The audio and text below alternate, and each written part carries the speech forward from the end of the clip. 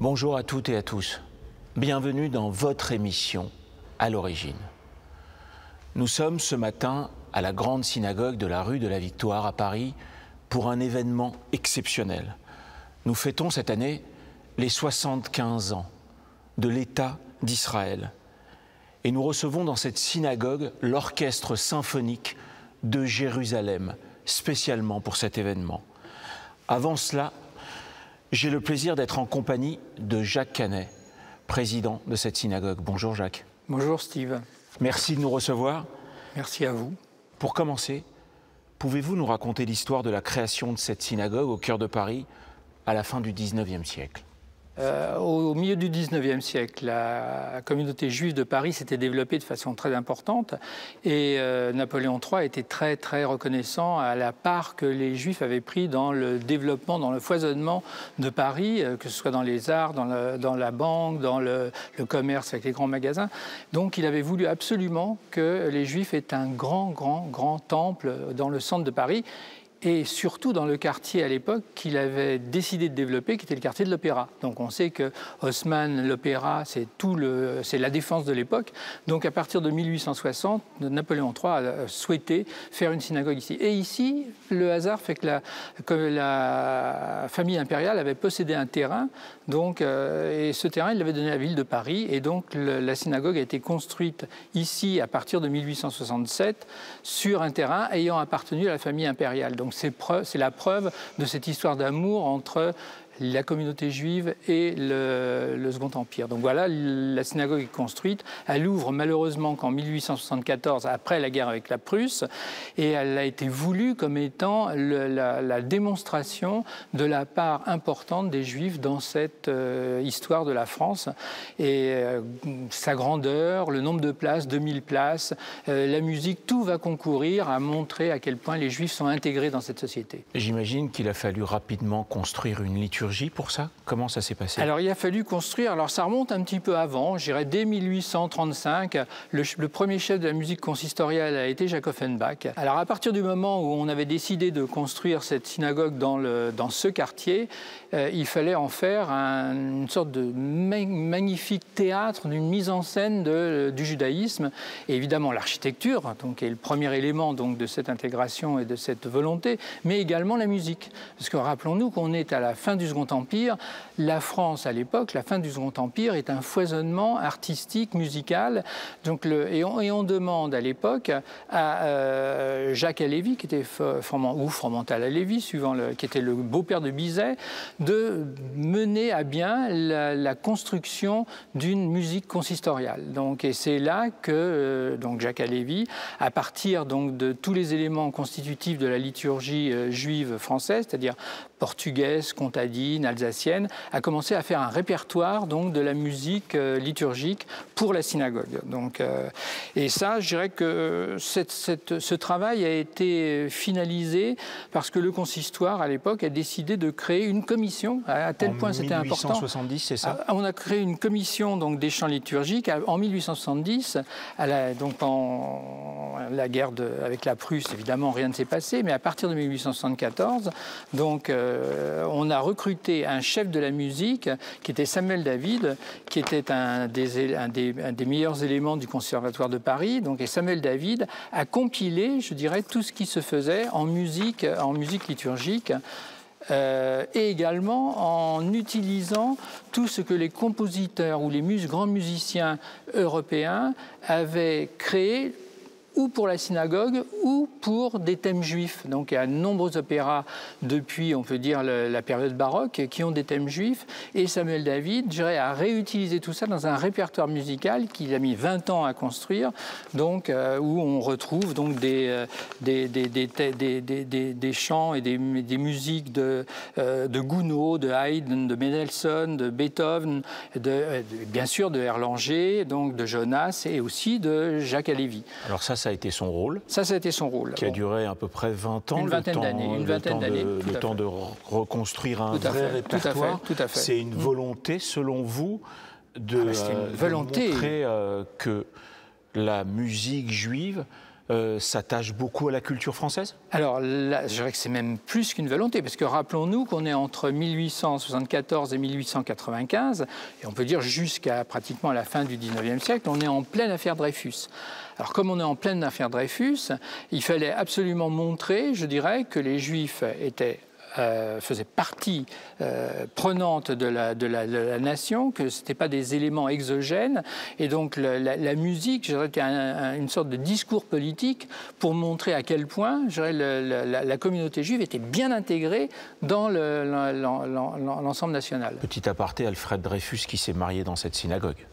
Alfred Dreyfus s'est marié en 1890 dans cette synagogue et il a été arrêté en 1894, 2 jours après Yom Kippour, auquel il avait assisté dans cette synagogue également. Incroyable. Donc c'est toute l'histoire de Dreyfus, l'histoire de Herzl, qui a pris corps au sein de cette maison, mais qui était à l'époque vraiment un lieu de démonstration politique. Tous les grands mariages, toutes les grandes cérémonies avaient lieu ici et toutes les grandes familles. Alors on est dans la fin du 19e siècle, on relit Proust, toutes ces familles aristocrates qui veulent marier leurs enfants avec des juifs, etc. Tout se fait ici. Donc c'est vraiment le lieu du foisonnement de la culture juive, mais de la culture française au sein de la communauté juive. Je vous propose d'assister à un concert assez exceptionnel de l'Orchestre symphonique de Jérusalem, qui est juste après un concert pour le Vatican dans la synagogue de la rue de la Victoire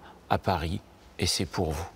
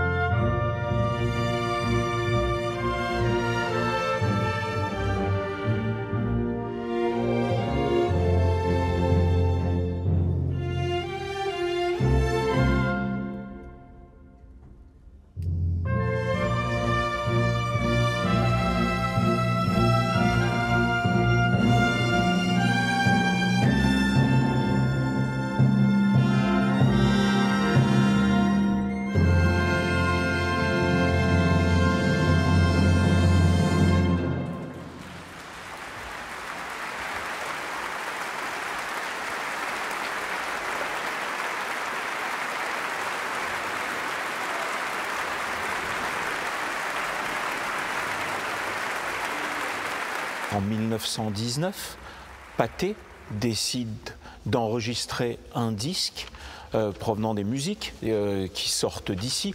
C'est pour vous une reconnaissance ? Alors c'est une reconnaissance. Alors il faut savoir que là on est un tout petit peu plus tard. On est après la guerre de 14.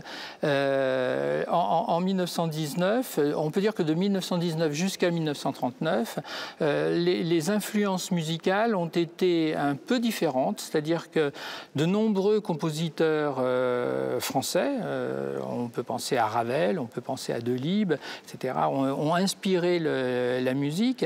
Et je dirais que le fait que le ministre officiant, le premier ministre officiant de la Victoire en 1919 ait enregistré un disque, il s'appelait Henri Kahn, il a enregistré un disque, ça a posé des petits problèmes religieux avec les autorités rabbiniques qui à l'époque n'étaient pas complètement d'accord, mais ça s'est fait et ça s'est fait de plus en plus, si bien qu'on arrive par exemple en 1937, où en 1937 on va faire la première du concert sacré d'Ernest Bloch, ici dans la synagogue, avec les concerts colonnes, avec tout ça. Donc c'était un foisonnement musical à l'aube, je dirais, avant la Seconde Guerre mondiale. Je continue dans le parcours de l'histoire.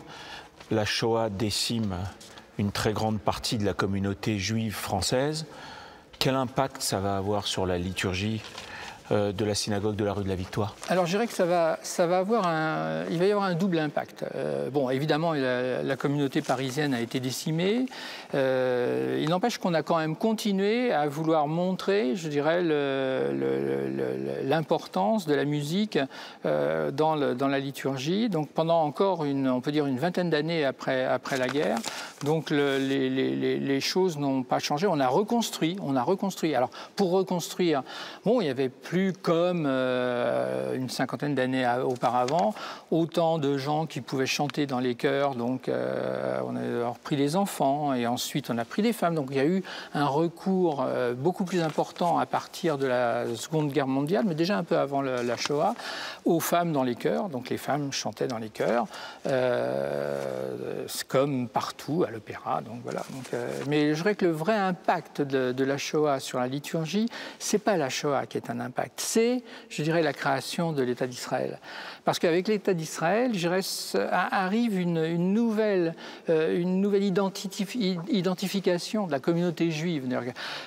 Montrer qu'on est français, européen, au travers de la musique française, classique, moins classique, c'était une chose. Mais à partir du moment où Israël commence à exister, progressivement, je dirais, la communauté juive devient plus juive et un peu moins française. On ne parle plus d'israélites, on parle plus de juifs, on a moins de complexes.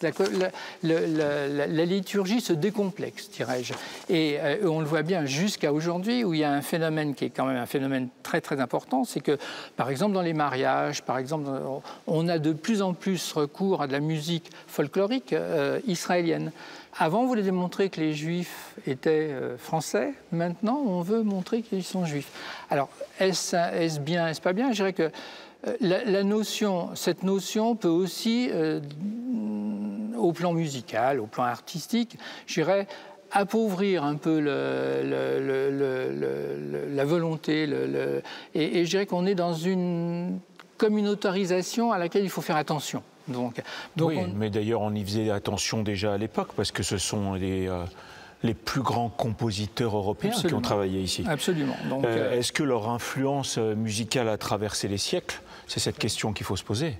Ah ben, je dirais tout à fait. Je dirais qu'ici, alors ça peut parfois apparaître comme une sorte de dinosaure musical, mais on continue, on peut jouer et on joue pendant les offices. Donc les offices de Shabbat, le chœur, la musique, pour les fêtes, on va être capable de jouer très très fréquemment à la fois Salomon Rossi, qui est un compositeur baroque de 1630 à Mantoue, comme on va aller chercher l'Alléluia de Leonard Cohen. Enfin, donc on est capable de balayer toutes ces débats. On chante aussi le Kaddish de Ravel. Donc que ce soit Ravel, enfin toutes les périodes musicales ont une place, je dirais, mais il faut savoir leur trouver. Il faut ne pas privilégier l'une par rapport à l'autre.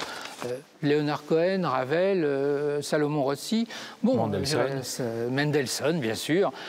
Tous les opéras de Verdi, même de Handel, sont des opéras à thème juif, et on a dans le répertoire des oratorios qui sont transcrits en hébreu pour de la musique juive. Donc tout ça permet de donner une richesse, un foisonnement musical qui est exceptionnel.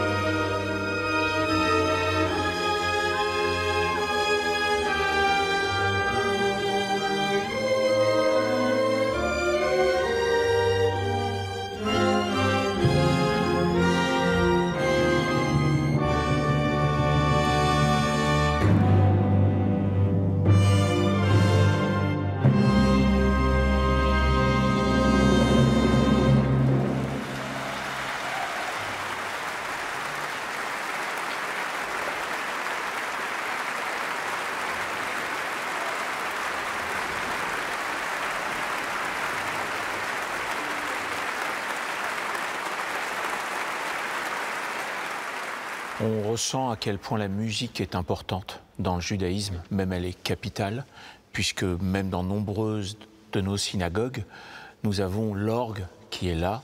Dans la synagogue de la rue de Notre-Dame de Nazareth, nous avons encore l'orgue de Jacques Offenbach. Alors, l'orgue a joué jusque dans les années 1970 un rôle très primordial, parce que pour remplir musicalement un volume comme celui-ci, il n'y a qu'un orgue. Donc, et cet orgue est un magnifique instrument.